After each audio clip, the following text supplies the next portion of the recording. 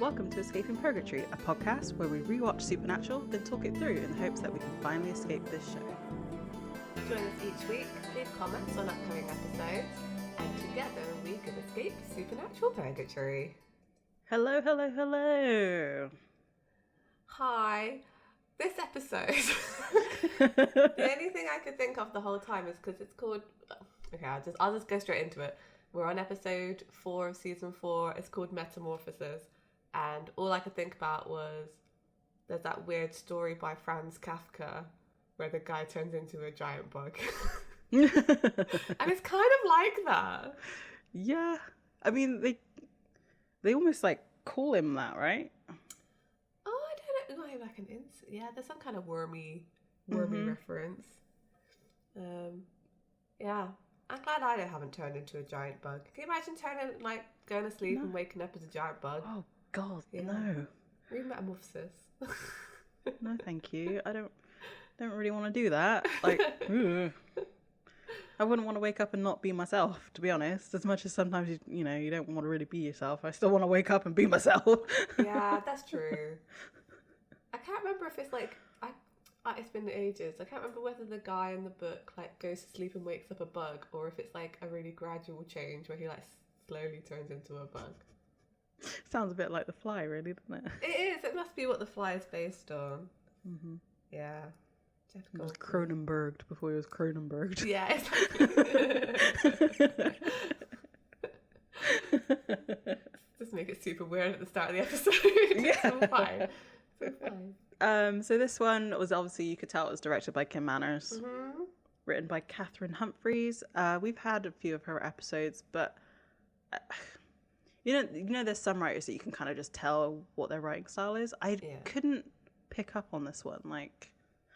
No, I think this was really story heavy though, so I don't know if she had full control over the story on this one, because I think they knew where they wanted it to go, to be honest. Yeah. Because, I mean, this is a Sam-heavy episode. It is. And, I mean, that it was kind of alluded to, in the last episode. But we called it. We called it. This big lead-up of this last episode. I know there wasn't really much in terms of, current story. But, I didn't feel like it really warranted, a to be continued. It really didn't. Because it was literally resolved. If you took out the recap... Mm-hmm. It was resolved in under 8 minutes. That, what? It was an odd one. I guess it was to be continued episode because, I don't know, they it's going to lead straight on from where we left off.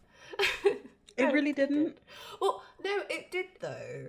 Because, okay, so the recap was everything that happened last episode. That's all that happened there. Mm-hmm. There was some demon blood stuff, baby stuff. But then I think this is supposed to be set straight after. Dean's left the motel room to go to that address that Cass gave him, and this is what he's finding. I think it's a direct. I get that. Yeah. Okay. I'll give you that, but it also doesn't feel like a direct to be continued. In my mind, it would be more we saw Cass leave and Dean exit the room. Yeah. To then go do that, but it really was just it's the same night. Obviously, we go straight to Sam's perspective of what he was doing while Dean was back in the past. Back in town. Yeah, I know. Yeah, I don't know. It was fine.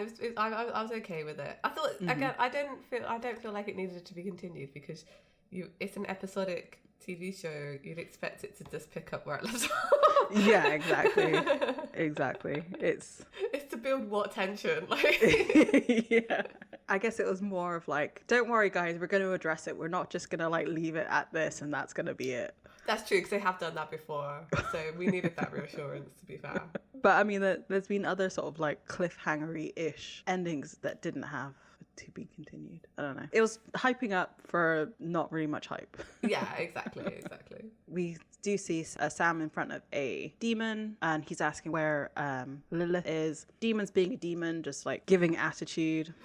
He's like, should I be scared of the big bad Sam Winchester, the big hero? But then insults Ruby. Oh, I thought he was insulting Sam. I don't know. Was he calling Sam a slut?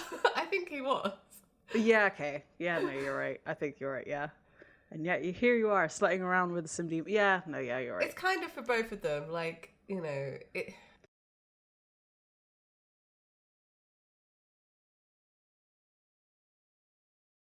I guess it was the eye roll that Ruby gives that kind of was like, is he insulting her or is he insulting Sam? He's kind of it's kind of weird because he's a demon and he's kind of saying, "What are you doing, lowering yourself to the level of sleeping with a demon?" It's like, my dude, you're a demon, right? I guess because the Winchesters are so righteous and like he's slumming it. I don't know. Right? Yeah, it's just it's weird on all levels. Yeah. Okay. I think they just wanted to put that in, just be like, well, so it was only ever implied that they were possibly sleeping together. Right? I think a few sex scenes later on in the season will disagree with you there. Right, no, but I'm talking about right now, what we've seen. Oh, right now. Because there was only the first episode, and like, yeah, okay, Sam came out shirtless after a shower, and she was half naked, so I guess I think it's more than implied that they are sleeping. Yeah. I guess this is more like confirmation that they are. Yeah. Sam exercises him like he did in the first episode, and all the smoke. I like the way that Sam can do this. Like they're like basically vomiting a demon. Yeah. It's kind of a good visual. Like he's almost like, because how we've talked about how possession is very much like being assaulted, and this expulsion. Yeah. I don't know. Would seem like very cathartic. Right? Yeah, I think so. Like their body's literally rejecting the demon. Yeah, I like that. He exercises the demon, and then we see Dean watching through like the window. Yeah, and then it's the title card. I love his little sneaky. I don't know why. I don't know why I find them sneaking around so funny. It's because I think it's just they're just like big guys and like incapable of sneaking. So I don't know. It's funny.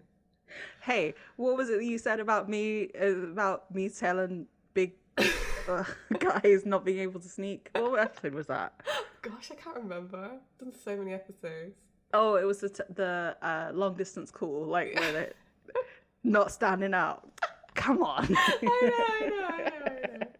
So Sam checks this guy over and it turns out that he's still alive and he's really happy. He's like smiling at Ruby. She's asking like, how did it feel? And Sam's saying that it's good. He's not getting headaches anymore. It does feel as well he's talking about more than the powers feeling good, like saving someone feels good as well. Because he's reassuring this guy, and as they walk to the door to leave, Dean walks in. Right, I can't help feeling through this whole interaction with Dean and Sam and Ruby that, like, obviously Dean's hurt that Sam's been keeping stuff from him, but I almost feel like he's jealous of Ruby that she knows more about Sam than he does. Yeah, I didn't read it that way, but that's a really good point. I think it's part of the reason why he hates Ruby so much. Yeah, it has to be, right? But at the same time, like, Dean keeps just as many secrets from Sam.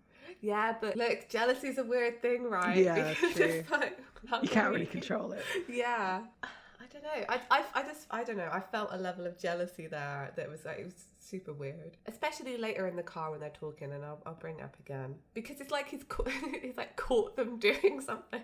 So, Dean says, like, anything you want to tell me? And he's just like, no. How much did you see? Yeah. Kind of thing. That's how much I'll tell you. Right. And like Dean sort of stalks towards him and Sam's like, okay, I can explain. And he's like, if you say let me explain, like, how are you going to explain this?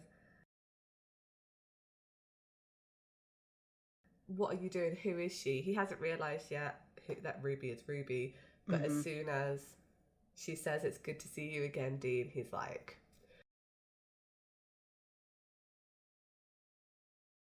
God damn it. She kind of portrayed them at the end there. I don't know if it's jealousy or more like, you idiot. I don't think that Dean can ever really understand like Ruby and Sam's relationship, because in his mind, she's the demon, she's bad, she's betrayed them multiple times. The lies and everything. He doesn't understand how Sam could forgive her. I do wonder if Ruby came back in any sort of meaningful capacity, because I know she came back briefly at the end of like season 15. Oh yeah, there was something to do with the empty. Yeah, I don't think she could, like, I'm sort of comparing Ruby to Meg, and they eventually kind of trust Meg a little bit, even though how much she had betrayed them and like really screwed them over. Yeah. But I don't think they would ever get to that level of trust with Ruby if she came back. No, I think some of the stuff that she did was just, it was too much. Yeah, I agree. And like the way it ended is messy. Yeah, there's that too. Dean confirms that it's Ruby and Sam doesn't say anything, but then Dean's just like, fine then, and shoves her against the wall and goes to stab her with the demon knife. Sam stops him and they have a whole little fight. There's a little brother fight. They all just throwing each other around. Like Ruby's throwing Dean, Sam's throwing Dean, Dean's throwing Sam, trying to get to Ruby. And eventually they just stop because Ruby's got Dean in a chokehold. It's really funny how they film this because I know that like Genevieve is quite a small person, but they must have put her on a box or something because she's almost like eye height with Dean. Yeah. I mean, I guess because she is a demon and she has demon strength, she can like pin him against the wall but lower down, so like he can't like push his legs up to like get out of it because she's just too strong. Make him crouch down. Yeah. Like you're coming down to my level. Dean's being particularly rude and aggressive to them, and you know Sam stops her and eventually like tells her to take the guy that they saved. Dean asks like, where are you going? And she says, well, to the ER, unless you want to still fight. Dean just leaves essentially because he's like had enough of this situation. He's caught them in the act of whatever they were doing. They had their little spat and he's going to pick it up later. I don't think he wants to fight anymore in front of Ruby, possibly. Yeah, I think so. Yeah. I had a really weird thought in this whole like little interaction here. Yeah. There's no real indication that Ruby in her human life was a woman. And I was just like, imagine if Ruby was actually like Rupert. Yeah, that's true. Because like we never establish how demons name themselves, like whether it's their bodies that they chose, because in Meg's case it was the body and she just like kept the name. Yeah. And then with Ruby she just introduced herself as Ruby. Yeah. And then when we met her like demon power giver in Tammy, there was no like the general assumption is that witches are women. Yeah. But I don't feel like in supernatural world witches necessarily mean women. Witches can be men and women. It's not like true. Witches and warlocks. No. So I was like, can you imagine? Like, so Dean made fun of Sam for having like the demon Meg inside him, right? But can you imagine if he found out that Ruby was actually a man in real life, in his human life? Yeah. Supernatural could have had a really interesting conversation about like gender and like its vessels and all this kind of stuff, and it just never happened. No, not at all. I mean, especially in terms of angels, like because angels don't have a gender. No. Until they possess somebody, or possess somebody. That's what I mean. Like there's a really interesting conversation to be had there that the show definitely could have had. Like you see Cass in a female vessel like earlier on, and it's like, well, how does that affect like his identity? Because I always felt that Cass identified like as a guy, like once he became sort of human and back again. This never sort of address it or change any pronouns, or I don't know. Again, this show is not that deep for how much deep stuff that they could have done. But I do wonder if the show was being made now, whether that conversation would come up, because obviously transgender issues were obviously a thing at this time, but they weren't like... Yeah, they weren't as prominent as they are now. Yeah, but I do wonder if that would have been, like, if they would have... No, it wouldn't. If it wasn't on the CW, then yes, I would think they would have these conversations about identity and things like that, and gender expression, but because it's on the CW, I don't think so. It's not going to happen. It's not going to happen. Yeah. So yeah, at the end of this scene, like, Dean leaves, and we come back to the motel room, and Sam's sat at the table. He's wearing his hippie shirt. It's really distracting through this whole scene, I'll be perfectly honest, because they're having a really serious conversation. It's like, put Samuel's shirt. Dean pulls up, comes in. This felt like I don't know what it was about the framing of this shot of Sam sat at the table and Dean coming in, but it felt very like a sitcom moment. There was something really weird about it, right? I don't know. There just needed to be like some like, hey! Yeah! I don't know. It felt very soundstagey. Yes, it did. Yes, there's some. I don't know if it was missing some kind of background noise or something. I don't know what it was missing. It felt really weird. So as soon as he comes in, Sam gets up to like confront him, but Dean's like not having it. Silent treatment. He is giving him the full silent treatment. He's leaving. He's just like packing his bag, like, we can't do this anymore. I'm leaving. I want a divorce. It feels like a divorce. It does. You're seeing another person behind my back. I want a divorce. The thing is, they're so codependent. Like that is It's a legit thing. Like, yeah. Because he's literally there, like, well, you don't need me. You've got Ruby. Like that is a line that he says. That's true. Oh, and Sam's like, come on. And Dean turns around and fully punches him in the face twice. Yeah. Which I feel is a very uncalled for, actually. Dean punches Sam way more than Sam punches Dean in this whole series. Yeah, but we know that Dean can't express himself.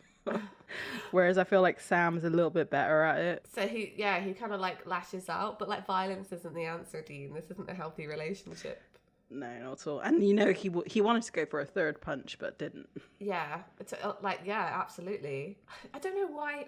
I do know why he's so mad, but I don't know why he's so mad. You know, violently mad. So the way I kind of read it was, I mean, he's still coming off of hell, which he does remember. Mm-hmm. So I feel like that betrayal of like working with a demon while your brother was in hell being worked over by demons. Yeah. And also, like, it was the one thing he kind of asked him not to do before he died. So true. He was like, can you not go do that? Can you just be fine? And he kind of wasn't. Like, because Dean says, like, do you know how far you've gone? Like, how far from normal, from human? Sam's very much, like, trying to be the peacemaker. It's really bothers me because it's like, how much did he have to do this when like John and Dean were fighting or whatever? Like, I feel like Sam's very much a peacemaker, although he eventually was like fighting with John too. You know, Sam says, I'm just exorcising demons, and Dean's like, yeah, with your mind. Like, what else can you do? Sam explains that he can only send them back to hell. It only works with demons, and that's all that he's doing. But Dean kind of doesn't believe him almost because he asks him again.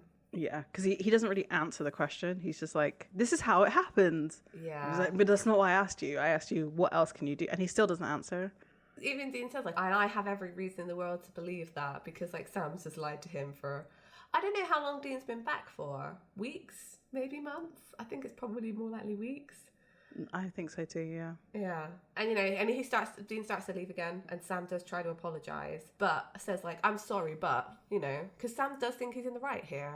I kind of can't, it's really bad because I can't disagree with Sam here. Like, I feel like he fully thinks he's doing the right thing. Yeah. And he kept it from Dean for this reason, because he knew he would get angry about it and, like, lash out at him. So I don't really feel like you can blame Sam here for keeping it from him. No. And also because, you know, when the whole psychic thing was going on, Dean was not all that into it either. Right. So, of course, like, he wouldn't tell him that, like, stuff's been going down. Yeah. Dean was never, like, supportive of trying to get him to, like, control his powers or anything. It was just like, well, we'll figure out a way to get rid of them. Like, we'll figure out a way to kill the demon. And, you know, he's a solution-orientated. Like, we will kill the thing. We will control the thing. And so they have this argument about that, you know, how Sam's managed to save more people in 5 months than he has in a year. Oh, so, okay, 5 months. So Dean's been back a month then. And Dean's like, well, Ruby's manipulating you. She's making you believe all of this, like tricking you into using your powers. And he calls it a slippery slope. He says it's going to get darker and darker and God knows where it ends. And like, it's sad because he's right. Yeah. And you don't want Dean to be right. I kind of want Sam to be right in this situation and just be like able to help people how he wants to help people. Sam comes back to that and says, do you know what? This line that Dean says to him is uncalled for, and I remember him saying it before, and it makes me really like sad.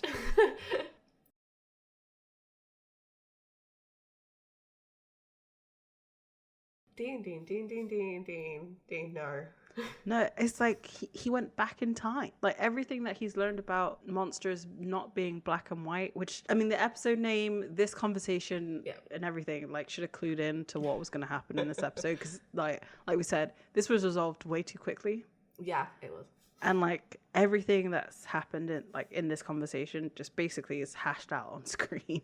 Right. You would think, this annoys me so much, you would think he's been to hell. He's, like, realised what demons go through to become demons, you think he'd have a bit more sympathy. But then Dean doesn't view himself like that. He sees himself as weak for turning into a demon eventually, right? Yeah, I guess so. He also doesn't understand, the Sam's position in anything, especially with this line that Sam says afterwards of like, you were gone, I was here, and I had to keep fighting without you. Sam genuinely believed that Dean wasn't going to come back. Yeah, because he tried stuff already and it hadn't worked, so at some point he had to accept that he wasn't going to come back. So he did what he thought was right in saving people, and the best way to save people from demons without killing them was to use his powers. Yeah, I mean, Dean has a point here. He says, if this is so good, why did you lie about it? Okay, I can see that, but also you just punched him. This is why he lied to you, right? Yeah, exactly. And then he follows up with, why did an angel tell me to stop you? And that Sam is actually taken aback. Because we know what angels mean to Sam. Like the idea of the good and that he could be working, good guys. And it's interesting that that's the thing that causes him pause. But I'm also not surprised. We do know how he feels about that. Yeah. Dean says, Cass said that if I don't stop you, he will.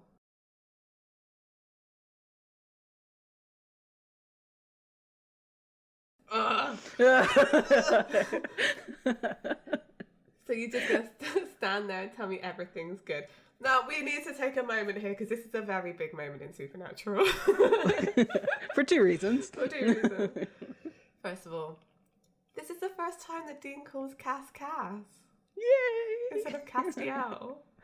I love that but the first time he calls him Cass, as far as we know, on screen. But Cass isn't there. I wonder if he would have corrected him. I don't know. Well, I don't think. I need to see him say it to his face. But what's interesting is that clearly Dean's been calling Castiel Cass in his head, and now it's come out. So I just think that's really funny. Second of all, him saying like God doesn't want you doing this. I'm like, oh, Dean. It's the exact opposite. This is exactly what God wants you to be doing. All this fighting, all of this, he's like rubbing his grubby little hands together like, oh, this is great storytelling. Do you think at this point across all of the universes that this is happening parallel, and nothing has changed yet? So there's lots of different multiverses, but there must be a few where this exact thing is playing out, because the thing that eventually makes their reality different is Cass not killing Dean. Like God confirms that later on, or Chuck confirms that later on. That hasn't happened yet. So yeah, so I guess Chuck's invested in multiple universes at this point, watching this angst play out. In that Best Buy style, Circuit City style, little shop. I see him as that weird architect in the Matrix, Oh yeah. Yeah, I can see that. The weird green tinted screens. And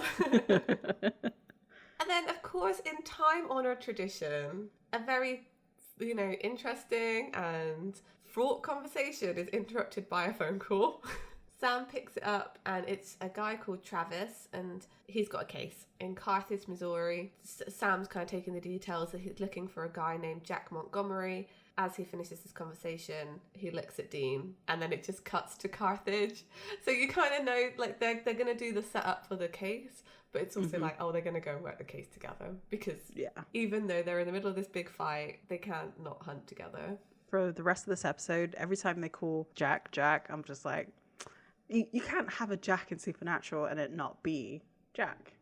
I know. And the problem is the story of this Jack actually is kind of mirroring, I would say our Jack. Yeah. And yeah, this is a little bit painful, actually. So we cut to Carthage, Missouri. We see this guy, Jack, presumably, and he's eating super quickly. It's gross. And ugh. I hate it. I hate it so much. I don't generally like to watch people eat. Yeah. But then to have it focused on his mouth while he's stuffing food in it, I'm just like, what? I watched a video on mukbangs the other day, about them and the psychological effect of them, and I don't understand it. I can't watch someone else eat like that. No. No. It's too much food, and they're talking about nothing. No, I don't want to. I don't get it. I don't get it. So he's sat next to his wife, who's called Michelle, and she's watching him like, what are you doing? And he just asks her for more food. We see him like loading his plate up more, asks if he's going to finish that steak, takes it, and even though he's already eaten two, basically just like stuffing his face. I love that Michelle accuses him of having a tapeworm. We see him later in the bathroom and he's brushing his teeth, but he suddenly has like an attack of pain or something because he ends up crouching down, and you can hear his like bones cracking and his spine is kind of visible and then not visible again in his back. So he's like clearly changing into something, but he doesn't quite go all the way. He's clearly the one going through the metamorphosis. Definitely not Sam in this episode. It's this guy. What are you talking about? We're not talking about the main characters. We're talking about this monster of the week. Yeah. Any parallels are completely So the Impala's driving, and of course they're having a conversation while they're driving. Dean is telling Sam all about what happened to him going back in time, because he's clearly explained to Sam that Mary was a hunter. Sam is amazed, asks, what was she like? And Dean just looks kind of in awe of her. He's just got this kind of wistful look on his face that says, like, that woman could kick some ass. She almost took me down. She was awesome, funny and smart and so hopeful. And then he says, like, Dad was too. Sam takes a moment to think about this and says, well, it's just our parents, and now we find out our grandparents too. Our whole family were murdered, so Yellow Eyes could get into my nursery and bleed in my mouth. Dean, I never said anything about demon blood in this story yet. And it turns out that Sam knew about that, but hadn't told Dean also. This is a weird one for me, because I'm like, didn't they know this already? That it was demon blood that did this? But I think it's just they knew that Azazel did something. I don't know if they knew specifically if it was demon blood. So Sam knew for sure, because in the end of season 2, Azazel takes him back into a memory. To show what happened in the crib that night. So we saw it on screen, and then Sam dies and doesn't tell. Yeah, that's right, because I always assumed that he told Dean that, but I guess he never did. Huh, okay. But here Dean finds out that everything's connected to demon blood, and he's still not happy. Yeah. Sam apologises again, but Dean's like, well, you've been saying that a lot lately. You don't want to tell me, you don't have to, it's fine. It's like, was clearly not fine, Dean. So passive aggressive. And then they just kind of end that conversation. We come back to Jack, and he's looking for food again, like in the fridge, asking his wife how long food's going to be. I don't know why. I find it so funny that Sam and Dean are outside watching him through the window's binoculars. I know, it's so creepy. We haven't seen this level of like creeps in a while. And they each have a pair. Like, I saw it before, they used to like pass like a pair between them, but no, they both have a pair now. I guess they upgraded. Apparently they've just been told by this Travis guy to look out for something weird, and they're just saying, well, this guy's boring, there's nothing weird with him. But eventually we come back to Jack, and he's decided to start eating raw meat out of the fridge. So it was gross. It was gross. Like, ugh. They put actors through some things, and this is the thing that no one should have to go through. I don't care what it was. I don't know if it was raw. It definitely wasn't raw meat. No. But like, whatever it was, it looked disgusting. No one should have to eat that. This isn't Fear Factor or whatever it's called. They never do this with like beets, right? Right. I'm just ravenous for all these vegetables. It's always like a gross, like, meat oriented. Can we get some like hideous vegan like munch down, please? That would have been really good for this, actually, if they'd like really established him first off as like a very strict vegan, and then it cuts to him like eating raw meat out of the fridge because he's not able to like control his hunger. So they're both watching him through the binoculars eat this meat. And I love Dean's face. If you watch, he's just like, ugh. I mean, it's a great reaction. Sam says, I'd say that qualifies as weird. And it's like, yeah. Yeah, definitely. I think it's funny that, like, they can unite over this weird thing. Like, they've just had this really massive blow up at the beginning of this episode, and they both have like this horrified look on their face, and they're like, yeah, okay, we got to do something about this. The disgustingness this man-eating meat has brought them together. Yeah. Especially for Sam, right? Because he is more of like, he's a conscious eater. I mean, it should say something that this grosses out even Dean. This is true. You've seen that man eat a burger. Like, it's not pretty. So we're now at a motel, and Sam and Dean come through the door, and they're greeted by Travis, who is a much older hunter. I wouldn't have guessed that, like, on the phone. Like, I was kind of like, oh, okay, he's obviously a generation or two above them. Yeah. And he has a cast on his arm, and he says, thanks for coming, and it's really good to see you guys. And he's like, oh, I haven't seen you in 10 years. You guys have gotten tall. And I'm just like, pretty sure 10 years ago they would have been about the same height, because they would have been, like... late teenagers, early 20s. Yeah. Like, you don't really grow that much after that. Maybe he just meant like beefed out. Maybe they were really teenagers. Well, he just says, man, you got tall kids. So yeah. Aww. And he was asking if he was still a mathlete, which I think is really funny. Yeah. So it's probably been longer than 10. Well, actually, wait, so Sam's probably only about 24 here. So yeah, no, that makes sense. Yeah, I think so. Like, for some reason I keep thinking they're like way older. Like in my mind, they're the ages that they were at the end of season 15. But of course, we're not there yet. We've still got time. Travis talks about like John would be proud, you know, sticking together. And Dean's like, yeah, thick as thieves. Not really. Dean makes another little jab at Sam and says, oh, nothing more important than family. Yeah, so the passive-aggressiveness, like, Dean, issue, man. Just say what you're thinking. Travis asked for basically an update. Did you track down Montgomery? And they said, yes, we found the home. And he tells them that it's a Rougarou. Which, honestly, that's fair, because a Rougarou does... I mean, it's fun to say. Rougarou. Travis explains what they are. They're mean, nasty little suckers, rotted teeth, wormy skin, the works. So I think that's where, like, I was thinking insect, because he says wormy skin. I'm like, yeah. what does that mean?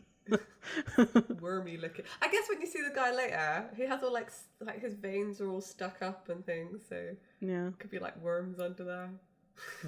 Yeah, sorry. I was thinking more of, like, the texture of a worm. Oh, yeah, that makes sense, too. Dean says, well, it's not this person, you know, he wears a cell phone on his belt. And Travis is like, well, he's going to turn ugly soon. They start out human for all intents and purposes. Sam says, so what? They go through some kind of metamorphosis? Not, like, they said the name of the episode. They didn't even say supernatural. They just the name of the episode. Love that. So we're back in the kitchen, and there's a voiceover of Travis talking about how it's a maggot turning into a fly. We see Michelle, she's cutting up some vegetables, and Jack comes in, and she cuts her finger pretty deeply. Jack is focused very much on, like, the wound and, like, the blood coming out of it. Goes all vampy on her. Yeah, definitely. Yeah. And we continue, like, hearing a voiceover of Travis, but most of all, and then it cuts back to them in the motel room. They're hungry. Like, it's so dramatic. And he basically is like, oh, you know, at first it's anything, but then it's for long pig. And it's funny that Sam knows what that is, yeah, but Dean doesn't. Like, of all things, like, I feel like Dean knows most about food and references. Yeah. And so Sam says, it means human flesh. And Dean's like, well, that's my word of the day. I like he really takes that on board too, because he said it so much this episode. We cut back and forth between the motel and the Montgomery kitchen. And we see Jack is, like, watching his wife. Travis is talking over it, and he's like, they won't turn until he takes a nice big chomp out of somebody. Yeah. Michelle wants to go to the hospital to get stitches because apparently she cut her finger that badly. And Jack is sweating and just says, okay, I need to go. And just, like, leaves the house, and Michelle's there just, like, bleeding in the kitchen, confused. Yeah. Back in the motel room, Travis says, you know, it only takes one bite and then everything starts to go to Monster Town, essentially. Basically, yeah.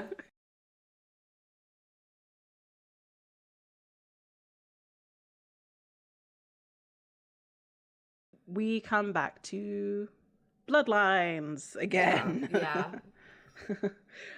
Because Dean's like, oh, how do you even know about this guy? So what runs in his family. He says that Travis killed his father back in 78 after the dad had gone through 8 bodies. And the guy was just like a dentist. But he didn't know that his wife was pregnant and that the baby was put up for adoption. So Travis is sort of like torn on this because he wasn't sure if he should really go after a little kid or not, which I'm sure he's like regretting it now. But now he's realizing that he had, and he wasn't sure that he had the right person, but now he's sure that he did. Yeah. I think that's really interesting. I've forgotten a lot of this lore on the Rougarou, and it's a shame I didn't remember. The idea of like kind of a genetic disease that runs in the family and like doesn't present till it's like later on in your life where you've got a whole life and a family and stuff, and it's pretty tragic. You know, obviously like a hunter comes to like take you down. It's like really surprising. There's 2 themes in this episode, I feel.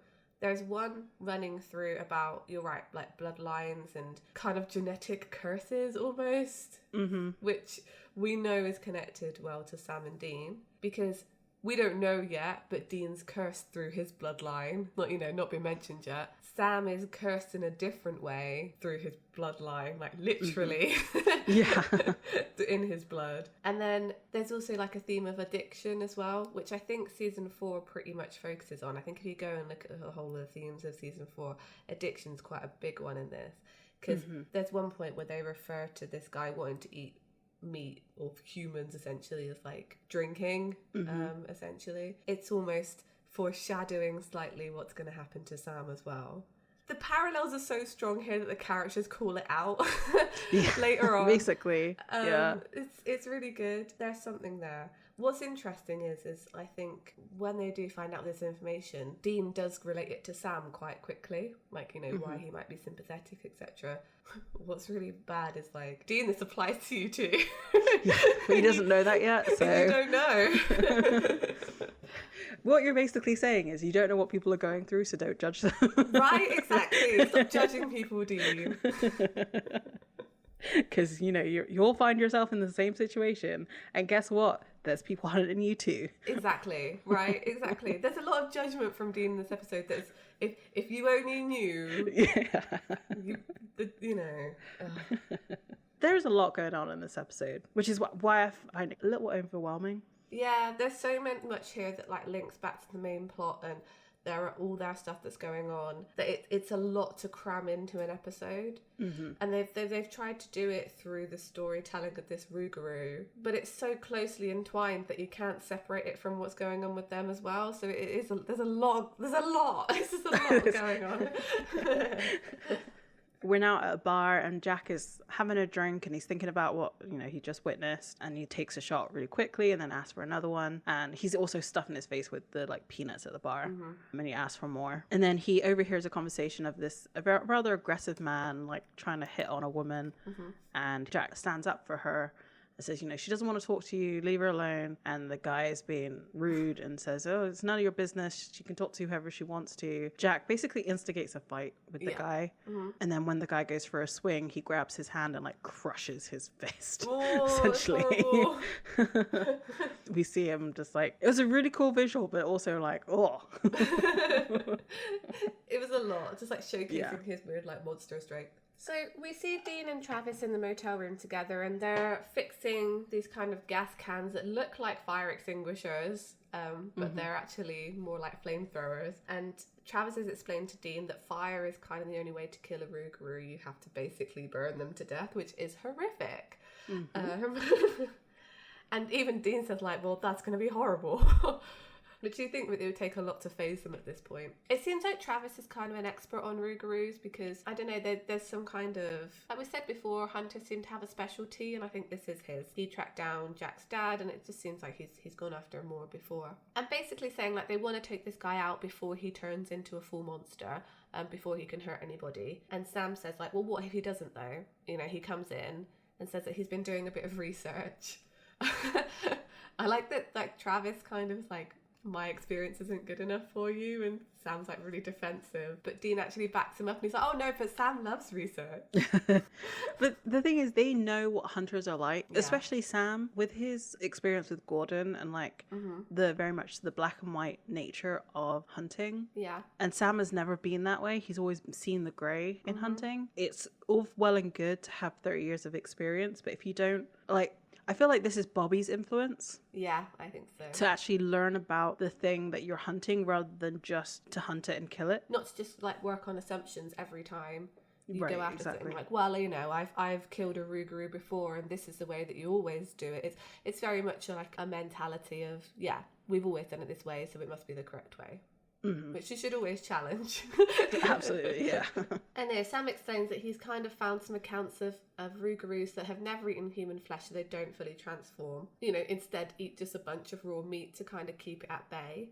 And again, like, says, just not, and Dean interrupts him and says long pig, and it's like, Dean, why did you choose this? Why did you choose this day?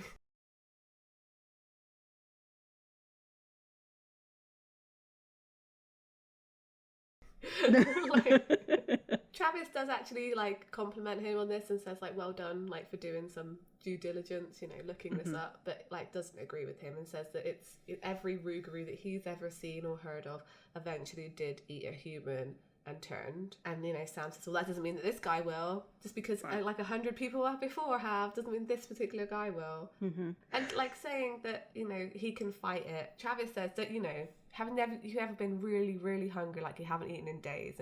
And Dean kind of looks up, he's like, yeah, I know what that feels like, you know.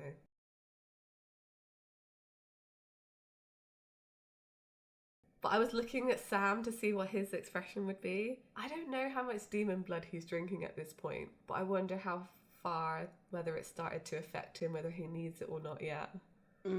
I don't think so. I think he's okay at this point. Well, actually, no, I don't think at this point. I only go back and forth on it because of something that he says at the end of this episode. Okay. But I don't think that he's at the beginning of his addiction where he thinks he can. He thinks he can still control it. And Travis goes on to explain, like, basically that's what it's like, you know, if you've been really hungry and someone's putting food in front of you, are you going to be able to resist it? And Sam is still standing up for this guy and saying, like, look, you know, we're not going to kill him unless he does something worth getting killed for. You know, we're going to go and talk to him. He leaves. And Travis is like, what's up with your brother? And Dean just says, don't even get me started. There's a lot going on between them at this point, so... Yeah. But Dean will still protect Sam no matter what. Like, he would never tell Travis, like, what's actually going on with Sam. Exactly, right. They might be fighting, but, like, no one else is going to know the reasons why, or, like, give any idea that, like, you know, he could decide to hunt Sam. Because, I mean, look at Travis's way of thinking, you know? Right. They're going to kill this guy before he turns into a monster, not knowing that he would ever do anything to do, even, you know, just because he's seen it before. He seems like a nice guy, but you're right, he's quite bigoted in his views. Right. I get where he's coming from because it took him too long to get to the other guy and he killed 8 people before he could save anybody else. But it doesn't seem right to just go from, like... So this guy's a normal person and we're just going to kill him and he doesn't know why he's going to be killed. Yeah. Whereas like Sam's approach is like, if we talk to him and tell him what's going on, I mean, it's very much like going to see a doctor. Yeah. Like if you don't know what's going on with you, you go to somebody to find out what's going on with you and then you can deal with the problem instead of like a doctor coming up to be like, I know that you have some sort of disease and I have to kill you for it now. Right. It's really messed up. They're kind of just giving him information because he can decide what to do with that information. If he then decided to eat people, like that would be a good enough reason for them to go after him with a flamethrower, right? Exactly. But if he actually actively wants to fight it, yeah, they should help him. We cut back to the Montgomery house and Michelle's back from the hospital. She's in the kitchen in her nightgown and Jack comes in and like scares her because he like sneaks up on her essentially. She's really mad at him for obvious reasons. He left her while she was injured and didn't take her to the hospital. She had to take herself. He apologizes and basically says like he doesn't know what's wrong with him. He seems like there's something going on, but he's not really sure. And he kind of walks up to her and they kind of like get a bit like hot and heavy, but then it completely over escalates to the point that it's super uncomfortable. He's clearly trying to like stop himself from eating her, like literally like biting into her. He does eventually manage to get control over himself, and she manages to push him away. Again, is mad at him, you know, that's her husband, and I don't think she recognises him. She calls him son of a bitch, you know, asks what the hell is wrong with him, and he's like, I don't know, and he looks really confused and kind of upset at his own behaviour. It's really tough, this episode, because like I actually feel sorry for this guy.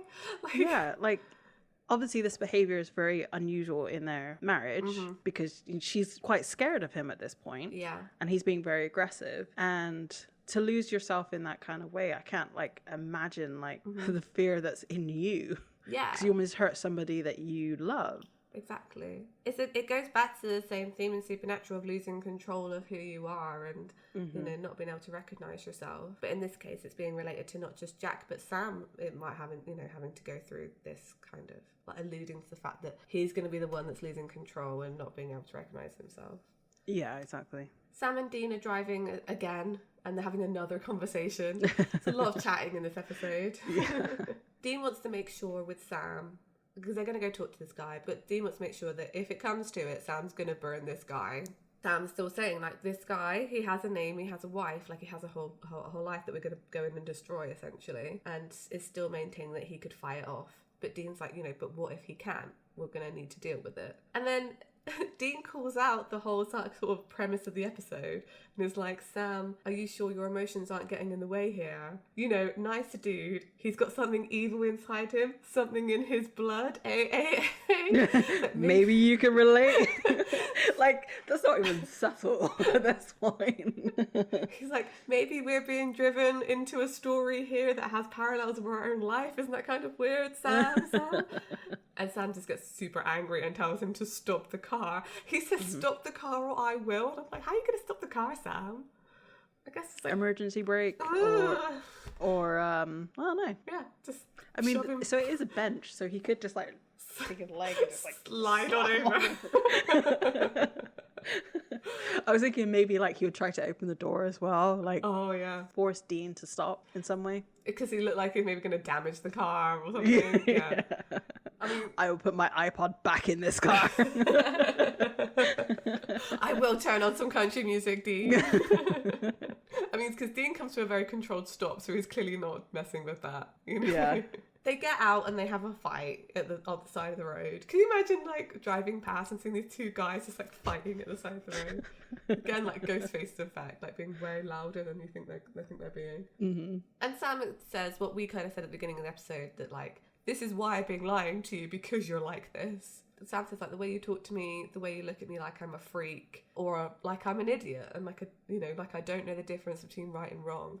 And like Sam very clearly knows the difference between right and wrong. He probably has a slightly better moral compass than Dean does, because he sees kind of the nuances in a lot of this stuff, where Dean finds that more difficult because of how he's been. It's not Dean's fault, it's how he's been raised by John and the lifestyle. And Dean asks him if he does know the difference, because he's been walking down a dark road. Sam's like, you have no idea what I've been going through. And he's basically saying like, look, I've been cursed. I'm a whole new level of freak.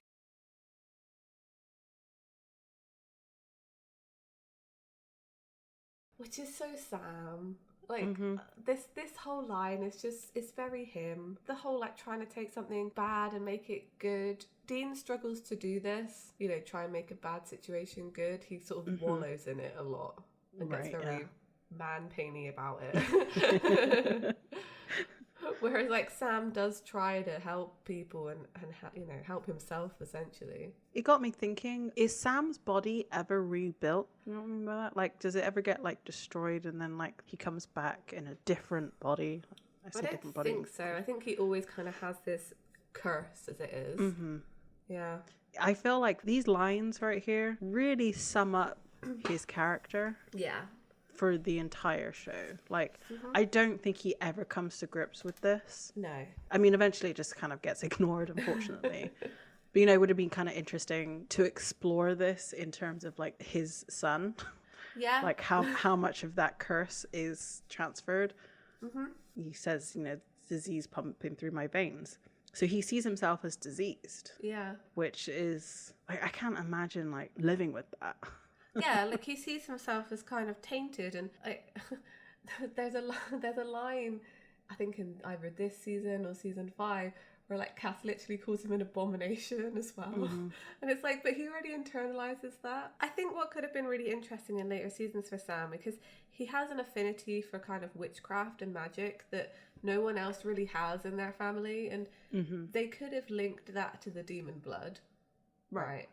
And given him an actual positive that came out from it, because he clearly enjoys like spell work and is good at it and uses it often to help them and help other people. And it actually could have been, it could have been something positive to come from the demon blood that he could have embraced like later in his life, right? And kind of made all this worth it. you know, all this angst. I think Rowena could have played a part in that too. Like, I really enjoy their relationship. They're, you know, they become really good friends. And I think she could have reframed the demon blood as a gift for Sam in relation to how he has a better attunement to magic and all this kind of stuff. They never really explore it. They just kind of forget about it. I mean, of course, they were never going to do that from season 15 to season 4. Like, I mean, they did season 15 to season 1, but that was because of bad storytelling. Yeah. This would have been good storytelling. Yeah. They could have fully, in later life, made this a positive thing for Sam, because he always saw himself as a freak, you know, at literally, like, tainted. And I would have liked to have seen him eventually come to terms with that and turn it into a positive. Yeah. And I don't think he ever does. He just learns to, like, live with it. I mean, eventually he gets the acceptance of everybody, right? So he doesn't really... The validation that he's kind of looking for, that he is doing something good, may not be as needed. Yeah. The only callback they really make to it is he does use it in conversations with Jack to say, like, you know, I do understand you maybe more than other people do here, because I've been through something like this, you know, where I'm essentially cursed by my genetics or like my blood. They do have that moment, which I thought was really good.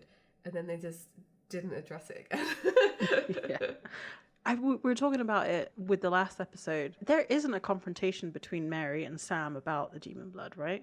No, I don't think there's anything meaningful there that was put into those episodes, which is such a shame. Look, they could have done so much more with Sam's character, I feel, especially later on. And it could have made... especially when he's no longer like the main character. Well, I mean, because they have an ensemble of characters, so of course they can pick and choose. Yeah. Who's going to be like the main, but they definitely let the ball drop on Sam a little bit.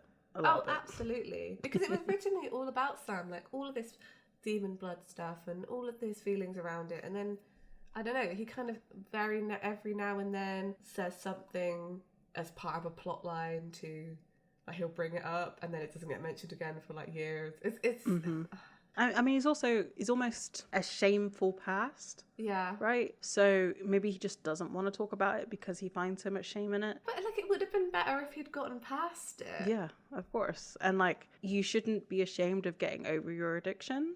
Yeah. He could have used it to help other people more, or used it to just, I don't know, build himself up. We've always said, like, he should have been a leader in the hunter community. He, more than anybody, I think even more than Dean, understands what it feels like to be like a misfit in society kind of thing. You know, like, he fully felt like a freak his whole life because of this. Yeah, and because he's always wanted to be part of society. Yeah. Dean did a good job in that. You know, he managed to give Sam a sense of normalcy. Sam wanted that when his whole family was not normal.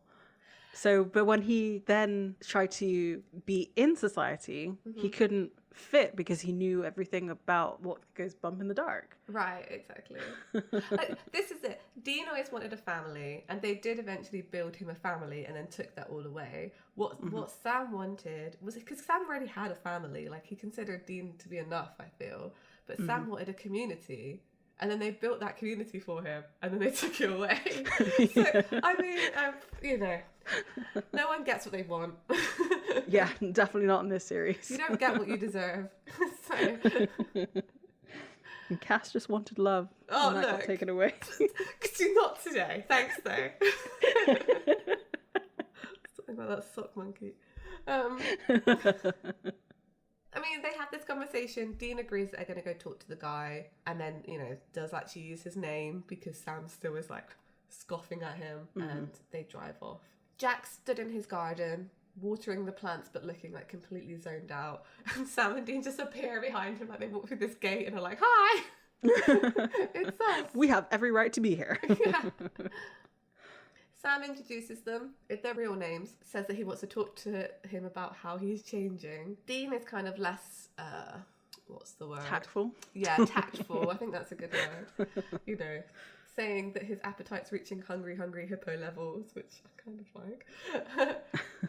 Explains that they're people who know a little something about something. They say this a lot about like the hunter, like trying to talk to civilians. They don't really explain what they really do. Because I guess if you said that we hunt monsters, they're just going to be like, okay, get out. Yeah, we're like the Ghostbusters, but for, you know, all monsters. So. Yeah. Sam's like, we're just here to help, bringing it back to seriousness. It kind of cuts a little bit later, and they've given him the explanation and explained to him that he's a Rougarou, you know, sounds made up. And that his father was one of them. And Jack's just saying, like, you guys sound crazy, but Dean's like, no, we're not crazy.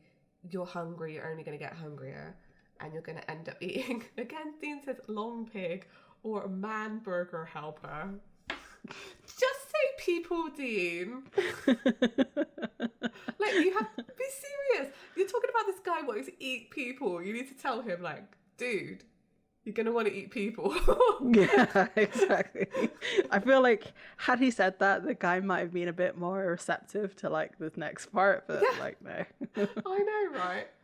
Sam explains that he can fight it off, that it'll be difficult. Dean compares it to an alcoholic swimming in whiskey, you know, coming back to the addiction side of this. Mm-hmm. But like says, you've got to say no, because if you feed once, it's all over and then we'll have to stop you. Jack kind of lingers on that and is like, stop me. And this happened to my dad too. Somebody stopped him. When Sam says yes, he throws him out. Sam's trying to explain to him as they're leaving that, you know, everyone's in danger. There's a guy like cutting a bush. And like, as this kind of gets more heated, kind of looks at them like, what's going on? But like, he would have heard the entire conversation. I know. Oh, yeah, talking too loudly in public. It's not public, but like there's people around. So yeah, they leave. We come back to Jack and he's been sitting on a bench and Michelle's asking him to come home because she's worried about him. Sam and Dean have parked up watching him. Jack is being a creep. He's kind of like watching some woman undress upstairs, but it's clearly supposed to be kind of like sexual, but at the same time, you know, he's not looking at it in that way. He's looking at it like, yum yum, it's a really nice steak. It's really weird. I don't know why it has to be a woman undressing. Like, why is this I don't know. The comparison that was being made is like a juicy steak, right? Yeah. Wouldn't you choose? Well, okay, I'm gonna say this and then I'll come back to it. But wouldn't you choose like a muscular guy? Yeah. Because he has like more literally meat on his bones. Like, we're talking about eating people here. Like, the choice cut of a person would be like someone who's quite muscly. That's why we eat cows who are right. I hate this. Yeah. But at the same time, like, he doesn't know his strength yet. Like, I know he'd like crush that man's hand, but like, oh, so he's going after an easier victim. I suddenly like this guy way less. I don't think it's by like choice necessarily. I think it's more like the sort of primal brain. Yeah. The implication that they wrote this in there, though, it's make him seem like a weird sort of sexual predator. Is this? There was need for that, actually.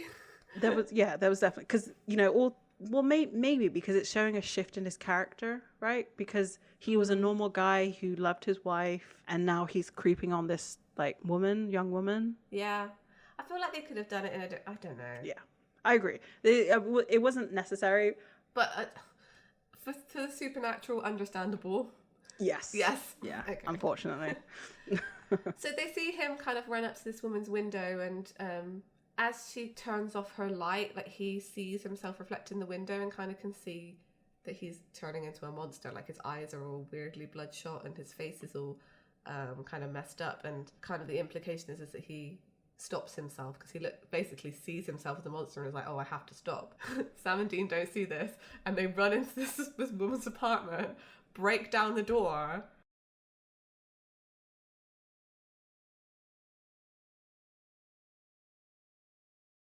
I don't know why it's so funny that Dean closes the door.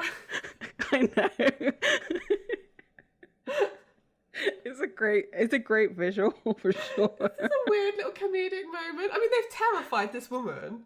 Like, but the fact that they're so embarrassed about having done it is just, I don't know. It's something quite... It's like they never expect this to happen, that they're wrong. Right. They are always the heroes. Yeah. So when, like, they've just randomly vandalized this woman's apartment door, they're just like, yikes. Like when Sam got caught in Sin City, just sneaking around, and he just, like, didn't know what to do. Yeah. It's just like... They really don't know how to deal with it when they get caught doing something they shouldn't be doing. We see Jack arrives back at his house and, declares to his wife that he's home. As he's looking for her, he sees that she's been tied up. He is caught from behind and a cloth is put over his mouth and his nose. So he has been caught. Jack wakes up and he finds he's handcuffed to a pillar in his house. Mm-hmm. And he's, like, looking over to Michelle and, like, trying to, like, kind of reassure her. And then Travis introduces himself. Jack is pleading for his life. Mm-hmm. And Travis genuinely seems sorry that he has to do this. Like, he doesn't really... I do believe he doesn't want to do this. Mm-hmm. For a moment, I was like, he's kind of a bit of a dick. Yeah. But I do think he's, like... He is sorry. Travis really reminds me of Bobby. Not just in look, but just in mannerism as well. Like how he greeted Sam and Dean and how he's a bit, like, crotchety with them. And ultimately, Bobby would still do this, I feel. Yeah. It's doing what needs to be done, but he's also kind of protecting Sam and Dean from having to do it. Mm-hmm. Because, it's really brutal. But he's like, well, there's no other way to stop this guy from killing people, so I kind of... have to do it. And I feel like Bobby has the same mentality at times, that he is a little softer and probably would have done more research and stuff before getting to this point. Yeah, but I think that he probably would have waited a little bit longer. Yeah, I say that there. I don't think Bobby would have gone after the wife. I don't think so either. No. I mean, Travis says, kind of correcting his mistake that he did the first time. Yeah. Jack is wondering who he is. He said, he met some friends of mine, 2 brothers. Jack is like, okay, but I know what I am, but, like, I haven't hurt anybody, so just don't hurt me. Yeah. And Travis is like, it doesn't matter. You are going to hurt somebody. They always do. Michelle's like, what is he talking about? Like, what? Why are you doing this to us? And Travis is trying to make Jack tell Michelle the truth of what he is. Jack's like, well, she's not a part of this. Just leave her alone. Just let her go. But Travis says, well, actually, yeah, she is a part of this. Mm-hmm. Because Michelle told Travis when he first broke into their house that she doesn't want to get hurt because she's pregnant. Mm-hmm.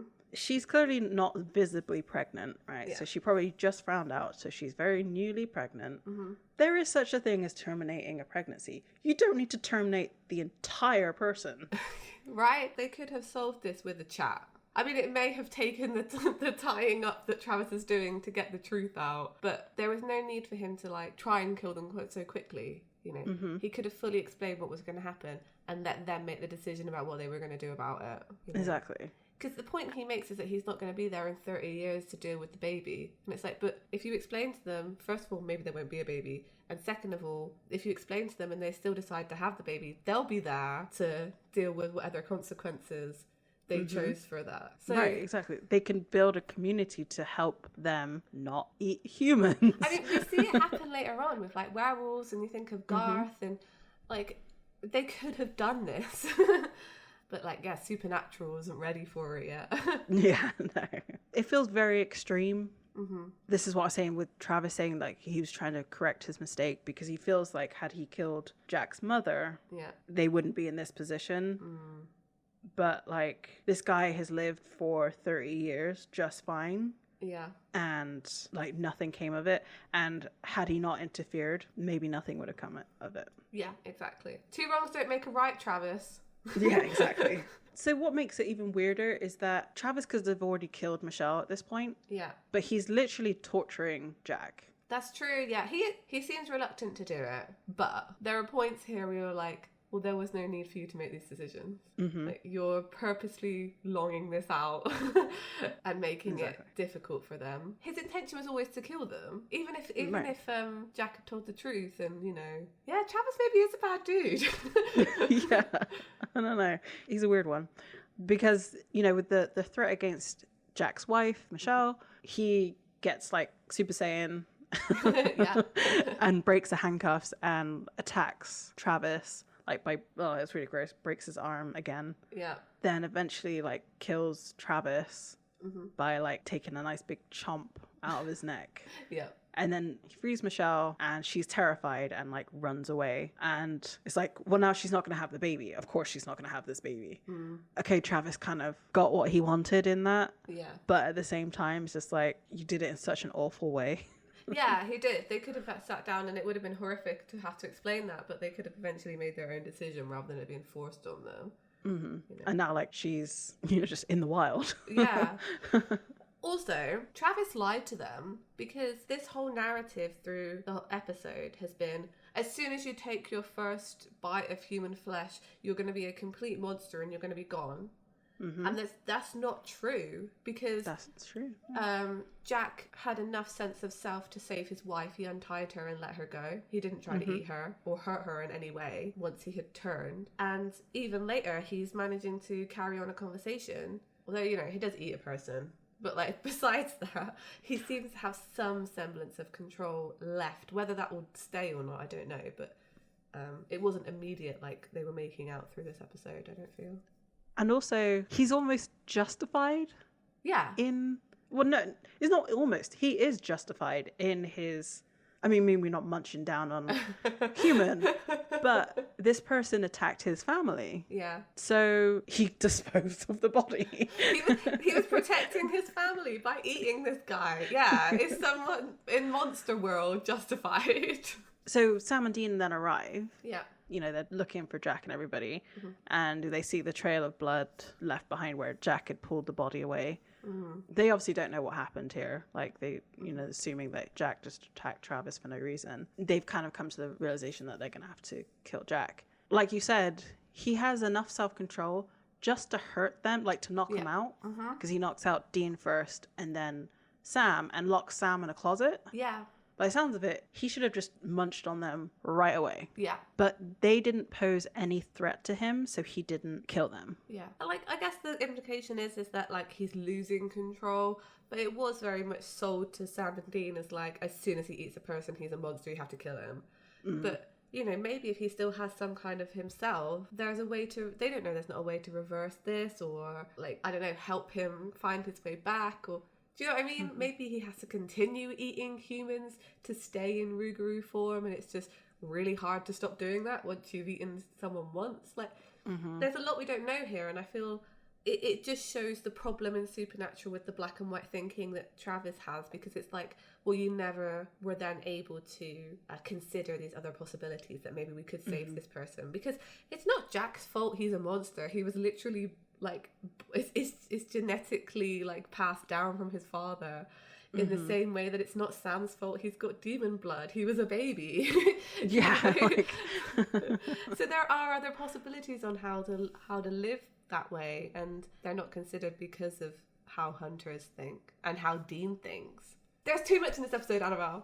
There is too much in this episode, definitely. So Sam wakes up and he's got like a bloody nose and a gash on his head from where he's been hit by something, and he's calling out for Dean, and Jack responds with pretty much a joke. Sam's trying to get out of the closet. Jack reassures him that, you know, Dean is alive, but not if you don't calm down. Sam's like, okay, fine, I'm calm, let's just figure a way out of this, and like, you don't need to do, basically you don't have to do this, like just let me out, let's have a talk. Jack's like, nah, we'll just have like some brainstorming session. Jack thinks that they sent Travis after him. Yeah. So he doesn't really trust Sam in, like, talking. Sam's confused because he's like, well, you know, you're going to try and burn me and my wife alive. So I guess Rougarou reproduction. Would the baby have survived? Would the baby couldn't have survived if the mother had just, like, been shot in the head? Like, it didn't have to be burned alive, right? Yeah, they didn't have to do it so horrifically, you're right. Sam gets like a clothes hanger and is basically lock-picking the closet door.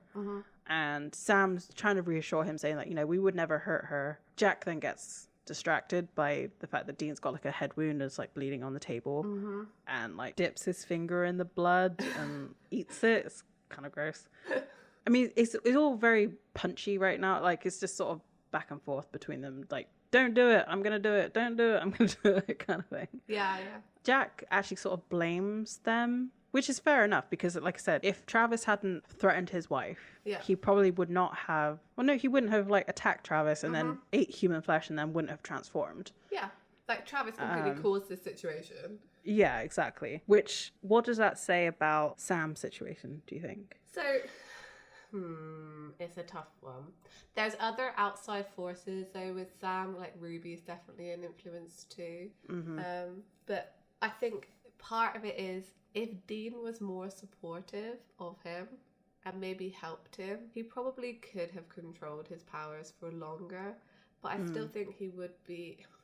the problem is I think as soon as Sam started drinking demon blood, he was kind of headed down a difficult path that was going to be hard to get out of. And it's like the same as this Jack guy. As soon as he ate a person, it's pretty much... I do think there may be a possibility that he could pull himself out of this. That it's just harder now because he's eaten someone once. Right. It's the same with any addiction, right? It's the further you get into it, the harder it is to get out of it. It's just these are very extreme supernatural circumstances.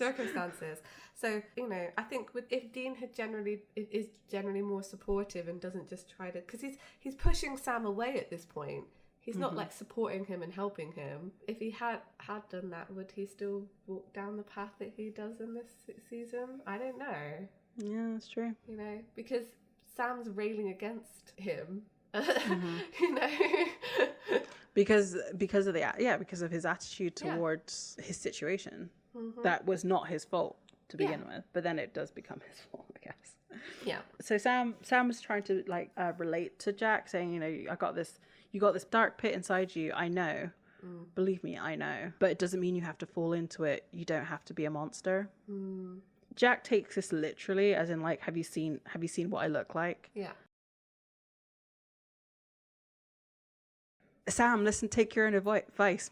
I think this is it. I think Sam's trying to, though. He really thinks he's doing the right thing. Like, he thinks at the moment that by drinking demon blood and developing his psychic powers, that he's taking matters into his own hands and taking control of them. But what he doesn't realise is that he's giving away that control, though. Sam.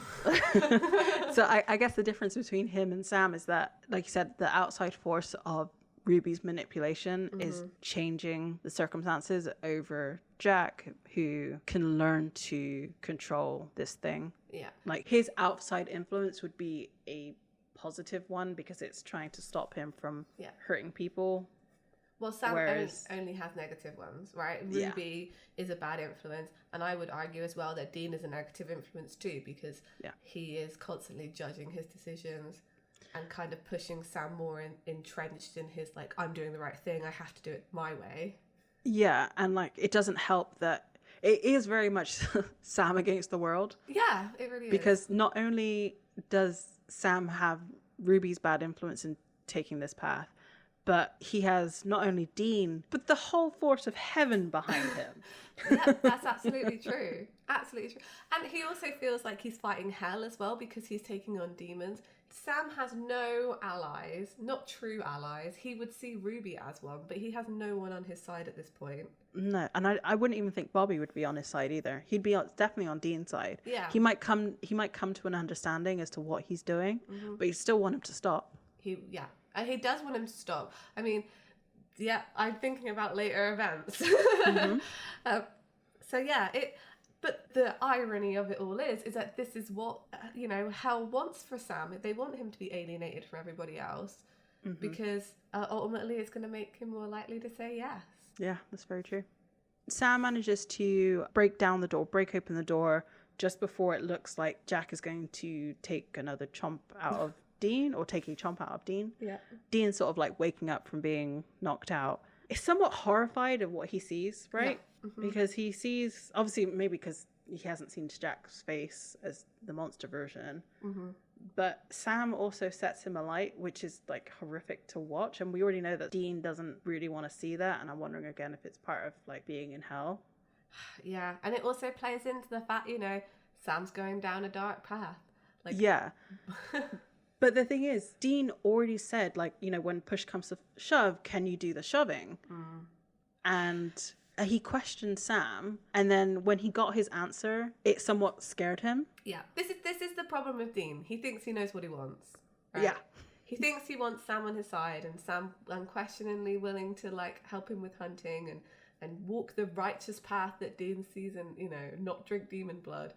And then when Sam actually does the things that I've asked of him, you know, i.e. lighting this guy on fire, Dean sees it as a confirmation that he's going evil. It's really annoying. Yeah. Like you're not giving Sam a chance to grow. Sam literally cannot win. I'm fully on his side in this season, by the way. Like, I am a full, like, Sam stan through this whole season. I'm on his side because none of the stuff that happens to him is his fault, right? And everyone's against him. And I can understand why he gets frustrated and, like, ends up making the choices that he makes. Yeah. The end of this episode, we see the Impala driving again. It's the third conversation in this episode in the car. I mean, come on. That should be an indication. Okay, before we move on a little bit, we are jumping ahead a lot. Like, we've been talking about like addiction and Sam's blood drinking and stuff. This is not even an element of this season yet. Not yet, but it's important. It's important. I know, it's just like we are doing massive jumps, which I think is just funny. It's all leading to the same place. Look, you have to know. So they're driving, it's quite tense in the car, and Dean eventually breaks it by saying to Sam that he did the right thing. The guy was a monster and there was no going back for him, and Sam isn't very happy with that. Dean apologizes to him and says, like, I've been really hard on you lately, and Sam says, don't worry about it. Dean's trying to do like a olive branch here. And he's saying to him, like, you know, your psychic thing, it really scares me. But Sam cuts him off and says he doesn't want to talk about it. Dean kind of messes with him and says, like, you don't want to talk? The talky one?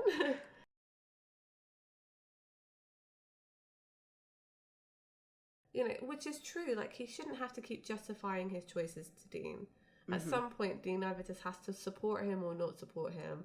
He shouldn't have to keep explaining why he's doing things. But Dean still wants him to try, even though he has been this whole episode, been trying to explain to him. You know, it's like, Dean's like, well, why don't you try explaining to me? And like, I literally, like, I feel like throwing my hands. I fully understand Sam here. I'm like, you're not listening. Like, Dean, you're not listening. I literally said exactly what I meant, and you still haven't taken it in. Exactly. What else do you want me to say? Because, like, I've said the thing. and Sam kind of says, like, look, this, I can't explain it to you because this thing, it's not in you the way it's in me. And it's like, oh. It's something I've got to deal with. And Dean says, like, not alone. But Sam's like, see, I sighed. And Sam says that he's going to be done with it then, you know? He's done with everything. He's done with the powers, done with the playing with fire. Dean's just like, really? Really? And says, that's a relief. Thank you very much. Thank you. Sam says, don't thank me. I'm not doing it for you or for the angels or for anybody.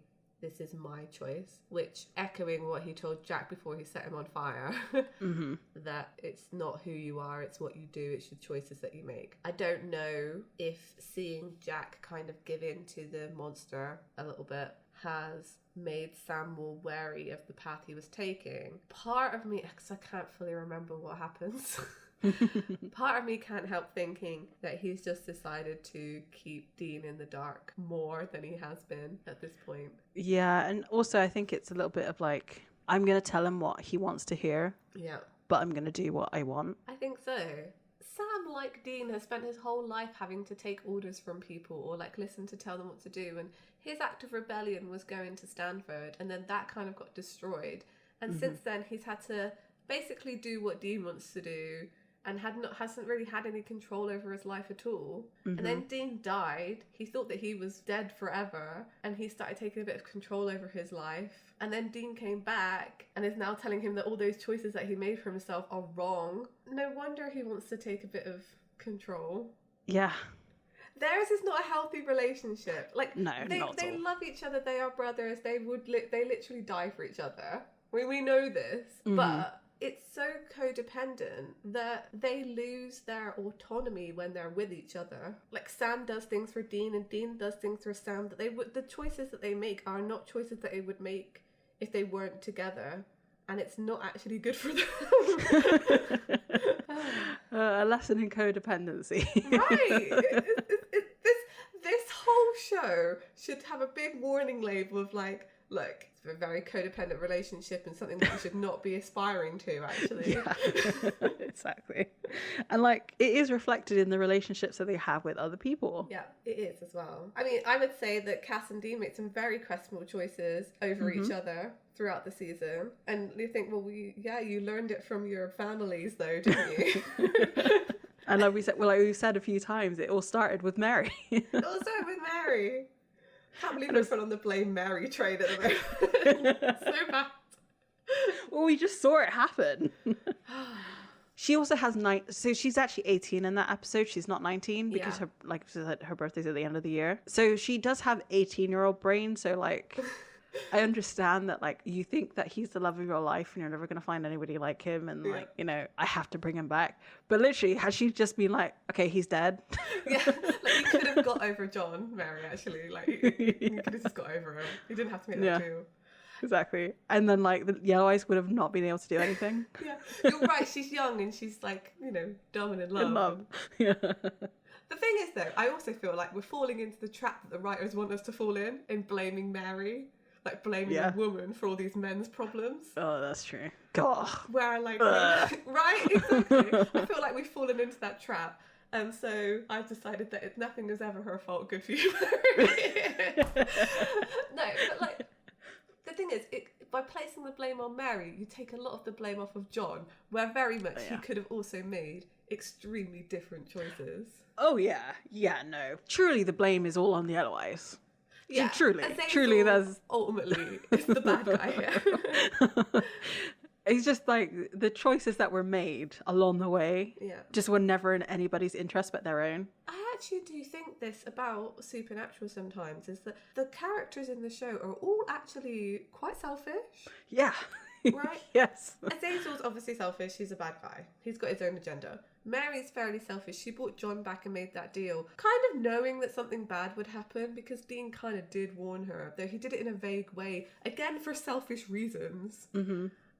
John's definitely selfish because he went on a full revenge spree for like years with no like thought really of how that was affecting his children. Dean's selfish in that the way that he protects Sam is fully just to protect himself ultimately at the end of the day, because he wants a family. And Sam, it has this kind of martyr complex that he needs to fulfill, and kind of destroys his relationship with other people because he's trying to always do the right thing and do the good thing, which is also is selfish. Basically, just railing at supernatural characters today. I don't know why this episode made me so mad all of a sudden. I guess because it's bringing forth so many of the themes that are in this show in general, and just like how it's all really poorly handled by all of the characters in this. Like this last scene made me really angry at Dean. Yes. He was like, oh, thank God, like you're doing, oh, thank you. Oh my goodness. Oh, thank you. You're doing this all for me. And Sam's like, no, I'm not doing it for you. Not at all. But I'm going to make my own choices. But they're not my choices. I am actually doing it for you. It's very frustrating that, I don't know. They just can't communicate. But then if they could, it wouldn't be good storytelling, because like, can you imagine if they were like, Dean turns back up from, I mean, Dean wouldn't have gone to hell in the first place, but like Dean turns back up from hell and Sam's like, oh, hi dude, how you doing? Like, yeah, I'm drinking demon blood and sleeping with a demon. And Dean's like, this makes me feel very uncomfortable and I am sad for you, but I am fully accepting of you and your ways. You are valid, Sam. Good job. Like, it wouldn't work. But then I've watched shows recently where they do talk about their feelings and the issues that they're having and don't keep things from each other. And actually, do you know what? It's still good. So, I don't know what's right anymore. Maybe it depends on the context, right? Yeah, it depends on the context. Well, that was that episode. Yeah, it was. What's the next episode, Annabelle? The next episode is monster movie. Yes. So we're doing the classic Supernatural thing. Yeah. We have a very heavy episode, and now we're going to have a joke one. I like this episode. Me too. I'm going to enjoy it. It's going to be a good one. Guess who's written by? Who? Edlund. Oh, of course it was my boy. Of course it was. Yeah. Looking forward to the Lederhosen. Should be good. Okay. So at the end of the episode, we would like to thank the Pixel Agora for his wonderful art that was bestowed upon our podcast. If you would like to support his art, please go to our Redbubble or to the Pixel Agora's social media and commission some really cool stuff. Lots of supernatural things, but not just supernatural stuff. There's some, have a look. If you're into fandom generally, just reach out. As for us, you can find us on all the social media, Instagram, Facebook, Twitter, Tumblr, and come say hi. We are Escaping Purgatory Podcast or just Escaping Podcast. So this week we went on multiple car journeys through Purgatory, had multiple conversations, but ultimately didn't really learn anything. We just realized that we're making mistakes. Hopefully next week we can find our way out. Bye. Bye.